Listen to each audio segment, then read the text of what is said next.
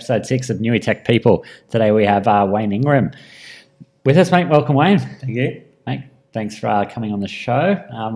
Wayne and I have known each other for quite a while now, since my early days as a tech recruiter in Newcastle. So, mate, thank you for coming and joining us today. I think it would be interesting to see your opinion on the Newcastle tech scene in particular, given the fact that you've been around for a while. Yeah, I feel like I'm getting old too.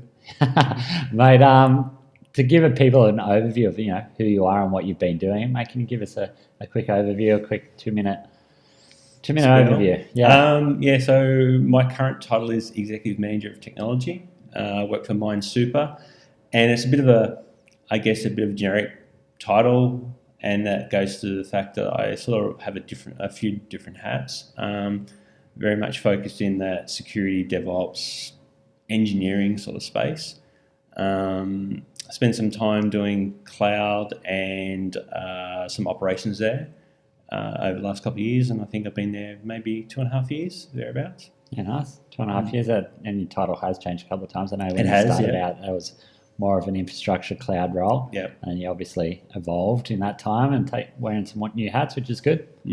I think it's probably a sign of the times in Newcastle as well. It's moved from a more old school infrastructure role to some different facets of that now, which is exciting. Yeah, and it's I guess a bit of me growing up as well. I've sort of taken on a bit of management executive sort of role, which is sort of the first time in my career. I've been very much back of the office, tech focused all my career, and this is sort of my first step into that, being involved in the actual business of the organisation and sort of that decision-making process. Nice, man. I wasn't thinking about going there yet, but I think that's a good point you raise.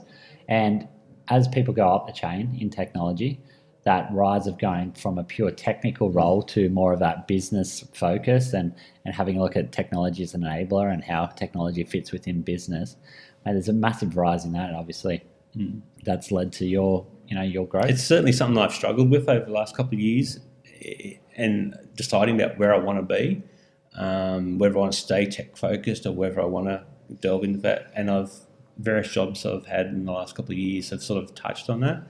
And the industry's changing a bit. There's now that acknowledgement that if you want to stay tech, you can be that sort of higher end tech that's sort of at a level to an executive. I think that's sort of still maybe emerging in Newcastle, but certainly in other markets it sort of exists.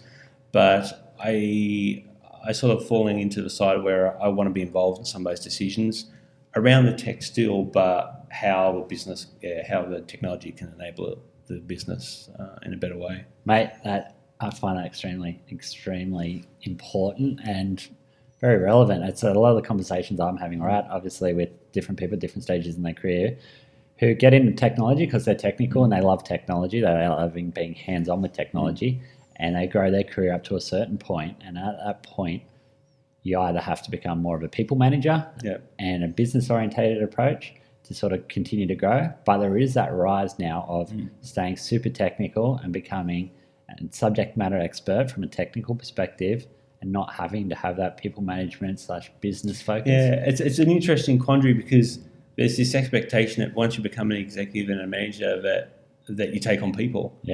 So I have a couple of people I take care of, and being a tech all my life, I don't have people management skills. It's not something that's inherently that you get, potentially in different careers. And I think it's a bit strange that there's this expectation that suddenly, you're X number of years old or you've been in the industry a certain number of years, suddenly through osmosis, you've got people leadership skills. And I think you see a lot of, I think, technical people that step into that realm and fail at it because they're not well equipped or they haven't been helped into it. And to be honest, I've struggled with getting into that space, and I'll be the first to acknowledge I'm not the best people leader in the world, but I think where we're at now at Manger, there's that acknowledgement of that, and it's I guess a journey. Yeah, cool. From a training perspective then, because I think this could be a really valuable point for some other people, right? You've obviously been through this journey and still on the journey, but there's a lot of people who are technical in nature, probably similar to yourself, who become really, really solid in their technical capabilities and they want to be promoted and they're being pushed up the chain because of their knowledge. what would be your best advice for how people can move into that people management or more leadership opportunity when it doesn't really feel natural? I think and to be honest, I'm still working through it, so I'm not sure I have all the answers, but I think it's been upfront about it. So, let the organisation or your supervisors know that, I'm happy to make that step, but I'm going to need that support, and it's not going to be, I'm not going to have this squared away, do my one-on-ones every month and have this perfect sort of setup. Administration and paperwork's not our forte. We're technical people first, so there has to be that sort of allowance and that room to grow, I think, and that support network is probably important. Completely agree. Probably, and in some cases, either a closer fit with HR and HR's involvement with that in the people management and those processes, because I think there's a lot of people technology background in particular, right? A lot of technology folk or technically minded people skills might not be their forte. If you had to put, it's a mass generalization, I know, but I think it's certainly the case for me. Public speaking, people skills, I would consider myself a bit of an introvert. Yeah. And they're sort of the skills and the characteristics that align with technology. It's, I know people joke about it, but that's a fact. So true. I completely agree. And from the perspective of, you've obviously been through it, you're still on that journey. You're definitely, you're not the answers to anything, but is there a piece of training or any key advice that you've been given through that period that's really helped you that might help someone else? I probably couldn't put my finger on one specific thing, but I guess some of the experiences I had, and we'll talk about training and education coming up, I'm sure, but having a bit more varied focus than just pure tech. So taking interest in other things. I think formal education assists in that. It teaches you things like writing reports and meeting deadlines and prioritising and those sorts of things. And some of those things just get out of life as well. When you have a family, have kids, you can't do everything. You need to start learning to prioritise and doing what's important. And I think management is just an extension of those sorts of skills. Yeah, I don't think people might question my management capability if they see me at home sometimes with 3 kids running around. Yeah. It's a bit mental, 3 kids under 5, but I think it's you learn time management, you learn leadership, I guess, from that perspective as well. And I think you made a good point. It's about sort of taking learnings of other aspects of life or other things you're doing and how you can relate that back to your day-to-day life and your work life. I think something that makes a good technologist, in my opinion, is the ability to adapt quickly. I read an interesting article on a blog post very recently by Atlassian, actually, with someone from Atlassian, and it was about when they hire people, they don't necessarily look for experience. Like, experience is important, but if you've got 20 years experience in one thing, then it means that's all you're going to be good at. They sort of look to hire people who adapt and learn quickly. And in the tech space, that's a good thing because things are changing all the time.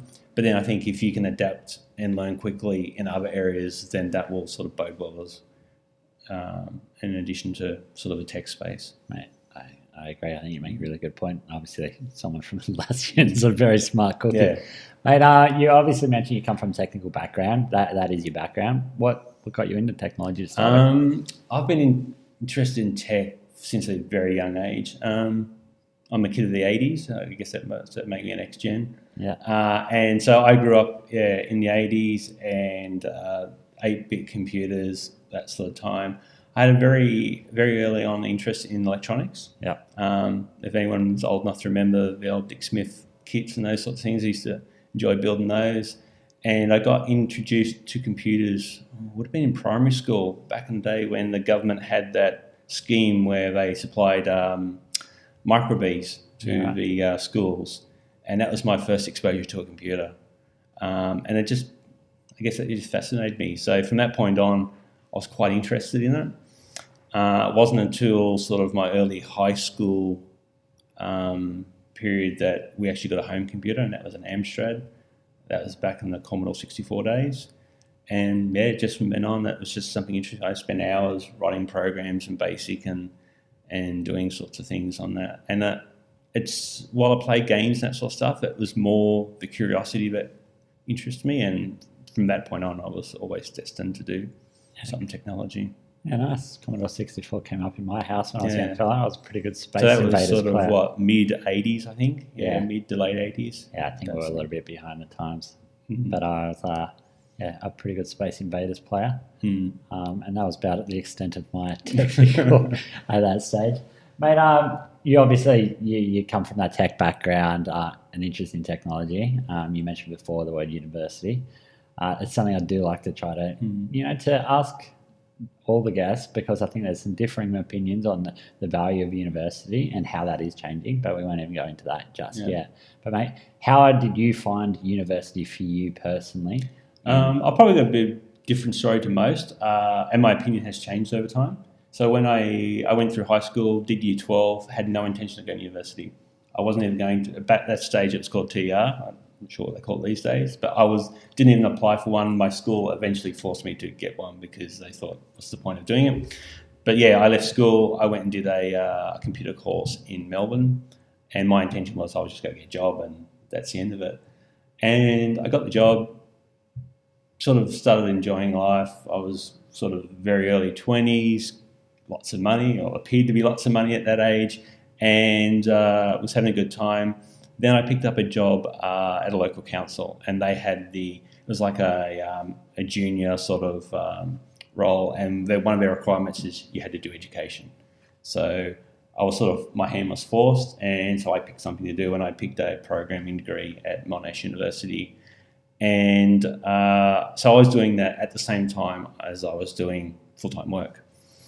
I left the council and got a job over on the Central Coast with an organisation that was a worldwide sort of mining IT vendor. Yeah. And I spent the next couple of years flying all over the world to sites to do IT stuff. And I kept up the university. So I sort of did that university by correspondence in a period of time. So that would have been, some mid-90s. I was doing that when, they didn't have this sort of correspondence stuff.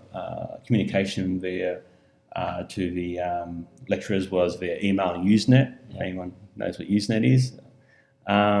And I sat exams on the exact same day as internal students, and I ended up sitting exams all over the place. I sat one at the University of London and a couple in the US, depending on where I was at that time with my job. So if I was, in hindsight, I probably would have went to university straight up and got that out of the way. It sort of took me 6 or 7 years to get that done in between jobs. And do you think you're better for it though? Given the fact I think so. There's a number of times I considered giving it up and had good advice and didn't, because I had a lot of money invested in it. Yeah. But I think being the sort of having the technical aptitude that I do have, I don't think I got a huge amount out of it for the content they were giving from a technology point of view.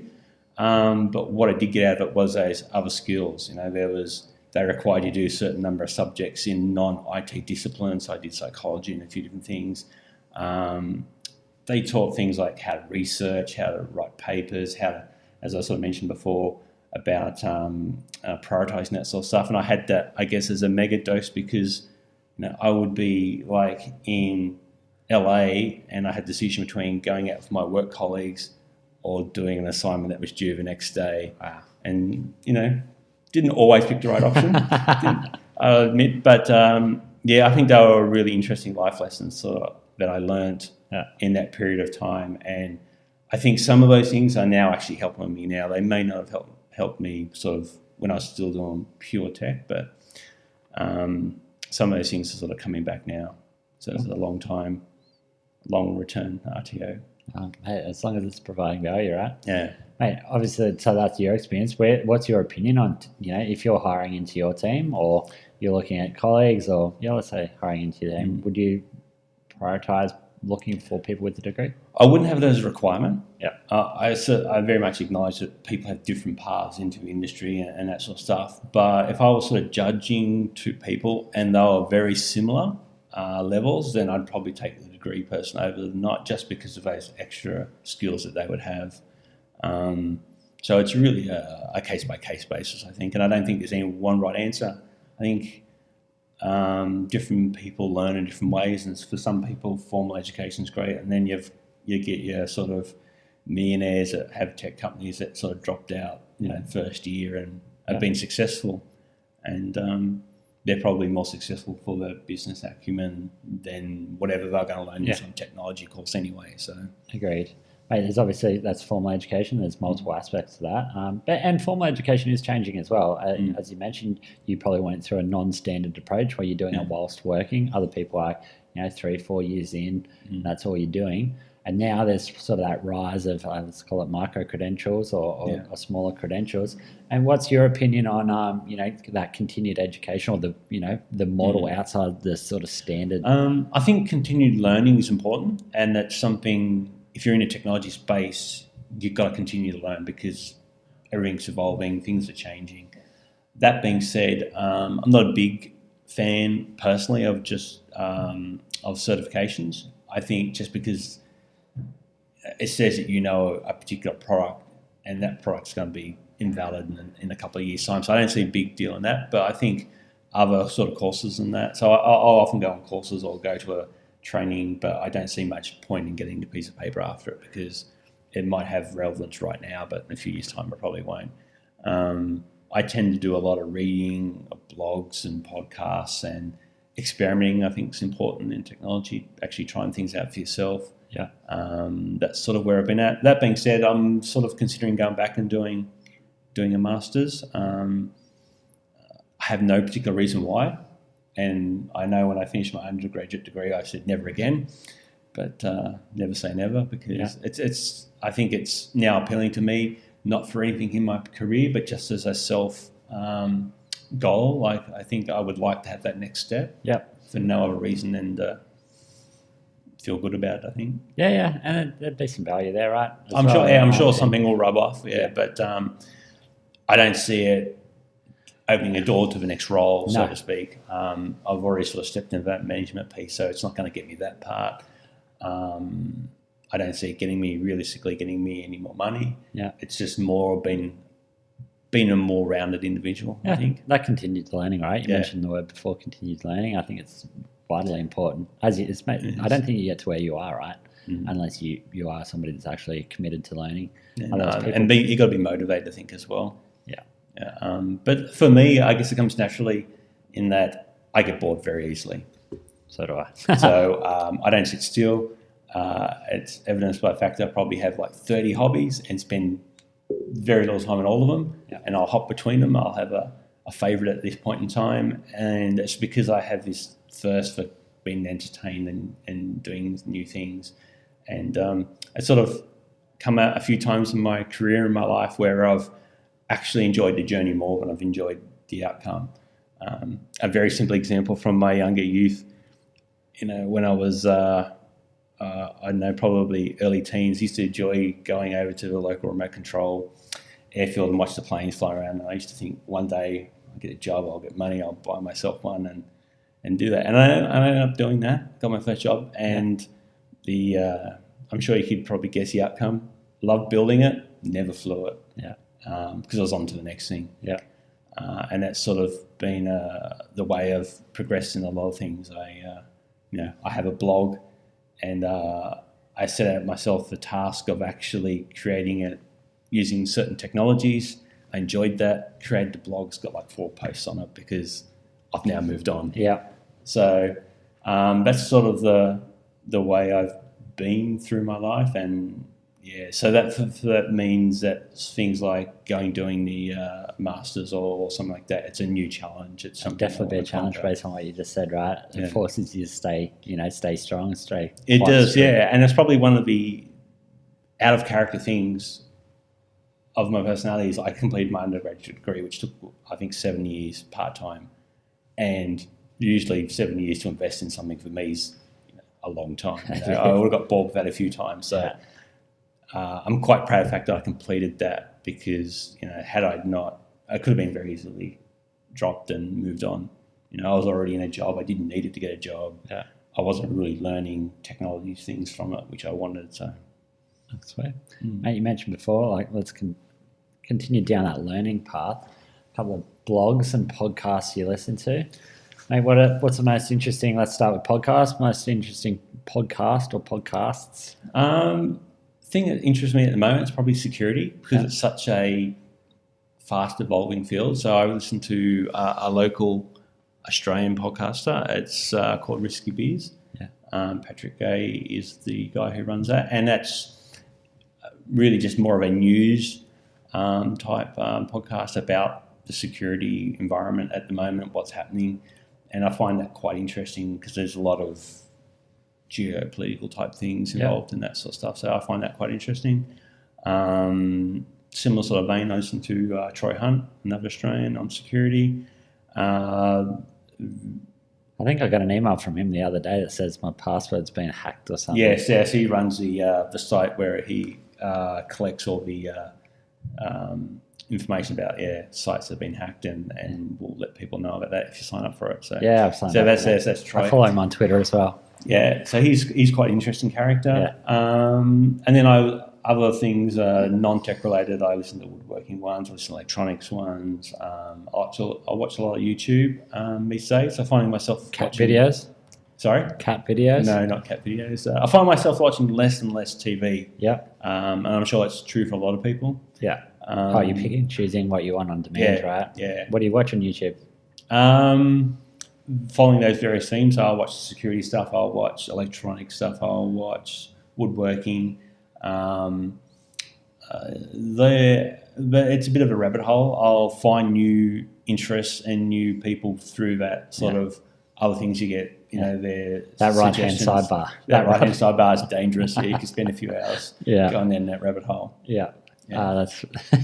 I agree. From a blog perspective, mate, what are you reading? I don't. So I use a feed aggregator. So if I had the count, there's probably a couple of hundred on there. But I don't religiously read them every day. I sort of scan through. So now this is something I haven't had mentioned on the podcast before, mate. The feed aggregator. What is it that you use? Yeah. So what's that? Feedly. Yep. I used to use the Google one way back in the day until they disbanded. But Feedly's the one I use. And so, again, similar sort of topic areas, but there would be hundreds in there. And I find that useful because I want sort of what's interesting going on across the board. Yeah. And so I sort of put a lot of things in there, scan through and various things will jump out at me, and I'll read sort of those articles, but I wouldn't read every article every day because that's all you do. So, but it's a way I find of staying current and sort of having your fingers on a lot of sort of areas. Yeah, mate, you can find out about a lot just even scanning the headlines if you know all those articles that have been published, right? You don't have to read 6 articles on the same subject. And that's right. There's been this update or this is a trending topic or whatever. Yeah, so that's another thing. Indication is, you tend to look into what's trending at the moment. If a particular topic area interests me, I'll look for what the most popular article on the topic is. Yeah. I don't know if that's potentially leading you down the wrong way because once you get the momentum, it's always going to stay there. But that's sort of a way I handle that sort of influx of information. Yeah. Oh, mate, it's a challenge, right? Like there's more and more content being produced every day. Too much, someone might say. But I guess if you pick and choose what's valuable to you, to win, right? Yeah. Especially if you got some really good guys that you're following there that are putting out relevant stuff. You don't have to read every article for it to be valuable. Yeah, and I also pick up a few articles and that sort of stuff out of Twitter. Yeah, I think Twitter's sort of like a good place to pick up information and especially people who are into interesting things. Yeah. I tend to pick up non-technical stuff from that. As I guess as I get older, I have more of a interest just in stuff going on in the world, and read. I don't read newspapers, never have, but now you read news sites and that sort of stuff, which I didn't do when I was younger. Yeah, maybe we'll link up your Twitter profile in the show notes as well. I think we're going to try to start to get a little bit more active from. I think we only just launched our Newy Tech People Twitter handle yesterday, or the day before, so we'll try and be a little bit more. A little bit more proactive there in sharing what's going on around Newcastle, sharing the opinions and of what's going on locally and some of the different events. So I think that's our probably our angle from using Twitter. But I completely agree. There's some local people as well that put out some pretty cool information and interesting articles and opinions on various topics, but I think Newcastle's got a reasonably strong Twitter following. Yeah, I would think so. Yeah. It's hard to judge after being here for a number of years. Previous places I've been, Twitter wasn't a big thing back then, so it's hard to judge. But I think being in a tech sort of arena, they're going to be more Twitter heavy than non-tech people, I would think. Agreed. Mate, you made mention of it there. You've been around before. Mate, you've obviously this learning path that you've been down. You've been around the world. You've worked overseas. Any key learnings that you might have got in your travels that you may not have got if you just stayed in Australia? It's a big world out there, and not everyone lives the same as we do. I started traveling. The first time I traveled overseas was for work. I'd never traveled by myself before, and it was to Southeast Asia, and it was pretty eye-opening to go to a country that has vastly different classes and some of the social problems that they have, and realizing that I'd lived a pretty sheltered upbringing. And I'm sure in Australia as a whole is probably quite sheltered compared to some of the other countries out there. So it was quite, I guess, confronting is the right word. Traveling through sort of poorer parts of Indonesia and that sort of stuff, and seeing massive mansions right next to corrugated iron shanties. It's and you don't sort of see it that starkly in Australia. Yeah, I agree. Is that something you'd recommend to people, just to do a little bit of that? Do you think? I think so. It certainly puts a lot of things in perspective. Yeah, perspective's phenomenal, right? Yeah, it does, and I think I certainly have appreciation for other cultures. Where growing up as a kid, I never did things like history or geography or those things. I gravitated to the technical subjects, mathematics, physics, those sorts of things. And so I think I have, since travelled, have more appreciation for those sorts of things now. So when I go on holidays, I'm not a line a beach sort of person. I like to go look at the cultural stuff. Embrace the culture, the food and the temples and the history and that sort of stuff. And I find that quite interesting. And 18-year-old Wayne would have not have cared about that at all. Yeah, he probably would have been in a different part of the country, right? Yeah. Maybe in one of the bars or something. Yeah. Mate, speaking of 18-year-old Wayne, mate, if you had a chat with him right now, what would you tell him? What would you say from let's go career-wise to start Career-wise would be trust my instincts more. There's been a number of times where I've sort of haven't put my hand up or haven't stepped forward thinking that, I wasn't ready or didn't have the capability.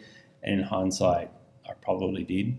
So I could have potentially advanced a bit quicker in that case. So being that more self-assured sort of person, I think would have been helpful. I'm not sure if I would have taken the advice, but that's another very good point. Any advice that you just give to people outside, not talking to an early version of yourself, but just anyone, let's say they've got an interest in technology and they want to grow their career. Any advice you could give to other people? Yeah, just have a go, learn, be curious, and try things out. I think that's a common, agile and those sorts of things have become quite popular these days. And one of their mantras is to fail fast. And I think doing that yourself is probably good advice as well. Not everything you're going to do is going to work. Not every job's going to work out. Yeah. Especially when you're younger, you have that ability to take risks.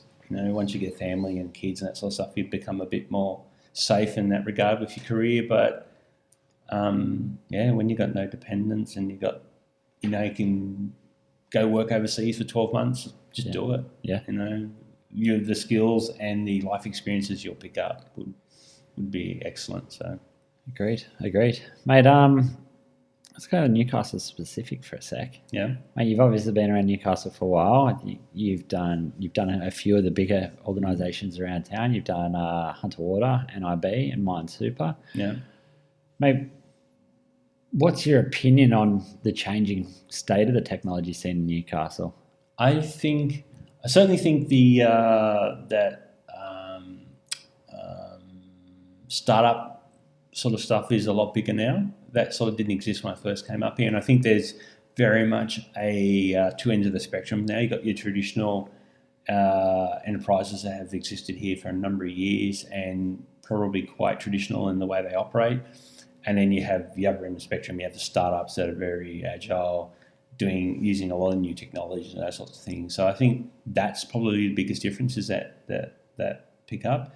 And it's taking some time, but we're slowly getting there where some of those traditional businesses are moving more into that centre space where we're sort of letting go of some of the traditional stuff and taking on board some of the newer technologies and new ways of doing things. But that's probably the biggest change I've seen is that startup mentality in Newcastle. Yeah, and it's not even the small startups doing it themselves as much as you said. It's probably the larger organisations having more of a startup mentality, and whether it be even a startup mentality or just more of an agile approach. And there's obviously been a significant rise in agile over the past few years, but I think there is definite move towards that sort of fail fast, move quicker type approach, which definitely wasn't there. And I think it's just general and across the board, but that move from technology being, the cost center to the enabler. Yeah, I think there's that general recognition now that no matter what you do in business, it involves some form of technology. So you've got to have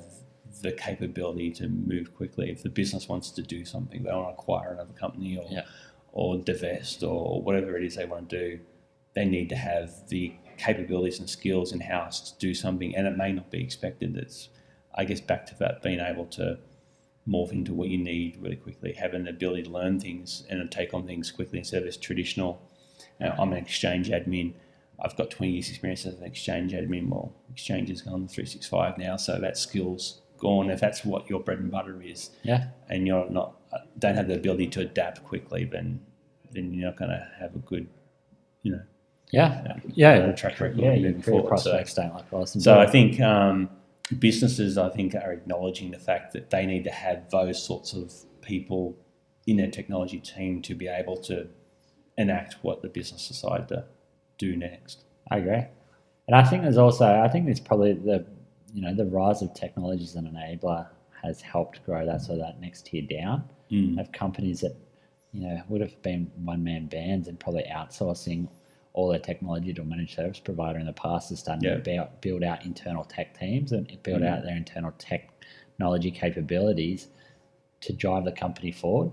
Yeah, I think there's that acknowledgement of whether there's a cost saving or not, and that's obviously debatable about outsourcing, but there's a real benefit to having it in-source now, just due to the fact that they know the business as opposed to just a generic outsourcer that will do what you ask them to do, but they're not doing the stuff they don't ask you to do.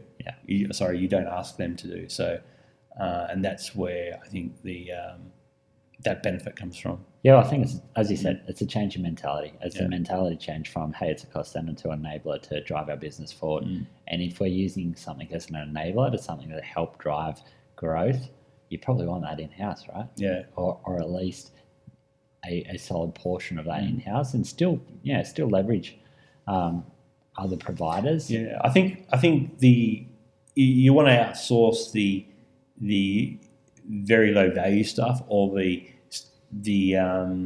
what's the best way of putting it? The not core business type stuff. So running an email server, every business does it. If you run the best email server in the world, it's not going to get you any business advantage. No. So at best, it's a liability. Yeah. So that sort of stuff you outsource, but you want to insource the stuff where you could be adding business value. So instead of you're having 3 guys manage Exchange, they're writing some process or some script or some web page that gives the business people quicker access to the data, or whatever the case may be. But they're sort of more related to what the customers are after, not necessarily what the business just needs to do back office stuff. I agree. I think that's a really good opinion. I agree with it. I think it's a changing mentality, as you said. It's a changing mentality, and there's a rise of this, and there's still some companies that are on that path, and maybe not there yet. But I think with enough people like yourself and others that are going through that or have been through that and happy to share those opinions and share your experiences. I think it's that startup mentality to a degree, even if it's not acknowledged, because if you're, and I've never been in a startup, so I'm guesstimating here, but you need all those business things to start a business, but you'll go to some provider to get them because you just want them. You want to concentrate on what your product is, and that's no different to a larger organisation. I don't think you don't need to worry about your email server. You need to worry about whatever it is your product is and getting it to market and improving it. Yeah. How are you going to serve your customers? Whatever they may be. Right? Whether you're 2-person organisation or 1,000. Yeah. Hey, for Newcastle then, Newcastle obviously, the size of Newcastle can be considered both a strength and a weakness. Strength from a perspective of probably more community driven, and people tend to know what's going on around town, and you could probably have the ear of most people around town and having a chat about what they're doing, what they're working on. Weakness from probably a lack of opportunity. Opportunities are growing, but still limited versus major cities. Mate, what's your take on that Newcastle's tech scene? Yeah, I'd have to agree. It's a double-edged sword. I know when I first wanted to move to Newcastle, so it was about 14 or 15 years ago, I was working in Sydney and I was working for a software vendor on a pretty good wicket, and I wanted to move to Newcastle, and it took me about 6 months to find a job that I would consider sort of consummate to what I wanted. And it was still a fairly hefty pay cut. That wasn't really what concerned me. It was more the opportunity.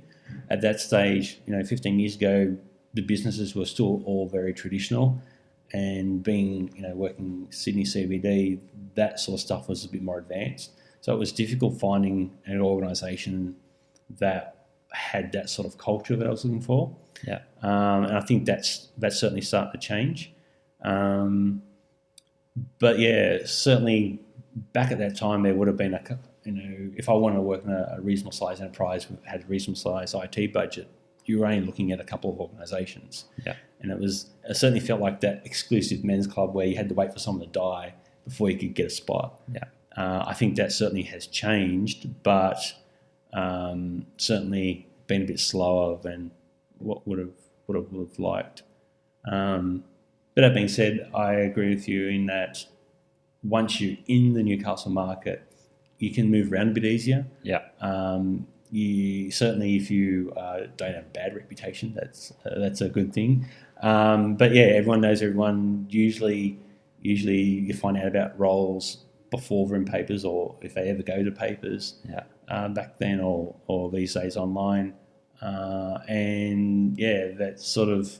There is that sort of community effort. There's that social scene. There's quite a number of meetups in town. Yeah. And if you look at the attendees list, most of the same people on every meetup list. And so, yeah, I think there's certainly more of that community feel, which you don't get in the larger cities. Yeah. So yeah, I think in the wash, it comes out in the positive. Yeah. Hence why I'm here. But it'll be interesting how it goes as Newcastle gets larger, especially in the tech scene, whether that stays very community focused or whether it sort of starts to dilute a bit and gets a bit more Sydneyfied.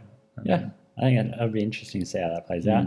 Mate, speaking of growth, obviously you're involved with DevOps Days and bringing DevOps Days to Newcastle. Mate, a couple of the other guys involved, Jonathan and Matt, have both been on the podcast. I don't think there's any coincidence there that I know all three of you involved in that from a perspective of, I think we've all got similar goals on helping Newcastle grow as a tech community, right? So I'm super stoked to obviously be involved and know that you guys are trying to build the community and shine more light on Newcastle, sort of what's going on here, but also Newcastle as a community, but also Newcastle tech scene. So I don't think there's any sort of Well, I think there's that selfish part that a better tech scene means there's better opportunities for myself. But it also, I think, makes the possibilities more interesting. I used to go to this conference when it was in Sydney and Brisbane and Melbourne, and I just attend like everyone else. I'd turn up, do my thing, and leave. And while I could have been involved remotely, it just never dawned on me, and there's probably not an interest there. Yeah. But now there's this possibility, and now it's happening, bringing it to Newcastle. It makes it different for, I guess, for a number of reasons. And I'm not local. I didn't grow up here. I moved here 15 years ago, but it sort of takes on that. You sort of take on that vibe of a bit of ownership. Yeah. And it sort of happens without you noticing, to be honest. Yeah, I don't think it's a bit of that, paying back. It's just, hey, Newcastle's been good to you, obviously, and that's where your career is. And to continue to grow here, you want the whole scene to grow. So yeah, and I think there's acknowledgement, certainly as I've gotten older, but you don't know everything. Yeah. And there's other good people in town, and they're doing good things, and there's a benefit in sharing what you're doing. You can help them out, they can help you out, even if it's not a role thing, even just in your current role. Yeah. There are things to learn from other people. There's some smart people in town, and having easy access to them, I think, is a real benefit. Agreed. Mate, let's do a quick push for DevOps days then. Outside of someone who's in a pure DevOps role or something very closely related, and where's the value for other people to sort of come along to an event like this? So it's a non-profit organisation, and it's while we have sponsors, obviously because there's costs in running it, we don't have vendors' presentations. So it's purely about the community, and it's more, we try to encourage more about the culture and then about the tech itself. And we're also a fairly big proponent of diversity and supporting sort of underrepresented groups, so women and LGBT and those sorts of areas, because I think for me, technology is a great equalizer. I had those social skills, or lack thereof, when I was younger, and technology's given me a career that has paid me back fairly well. So I think there's an opportunity for other people. So if you wanted to come along, you don't have to be a tech person. I think there's some real benefit for non-technical people coming and seeing potentially how the cultural aspects of technology focused people work, and how potentially you can harness that, or how you can fit in, how there's those sorts of aspects I think are really, really useful. Awesome. So you would say it's definitely people outside of pure tech roles could find value in that? Definitely, and I think that's evidenced by the fact we have a number of sponsors and that have shown interest that aren't DevOps style companies. Again, it goes back to that Newcastle mentality, but there's a number of companies I think that we'll be announcing pretty soon that are just Newcastle based, and they want to support a Newcastle initiative. So, which is great. Awesome. Part of that community. That's great, mate. If people want to get in touch with you, what's the easiest way? Easiest way for me, I'm probably most responsive on Twitter. Yeah. And the other end of the spectrum, if you send me an email, if it misses out that window that's in my inbox, you'll never get a response. So Twitter's probably the best way. I'm on a number of Slack channels and around town and various things, but Twitter's probably the easiest. Perfect, mate. Not a worry, we'll link that up for you. Thanks for coming along. No problem. Cheers, mate. Thank you. Okay.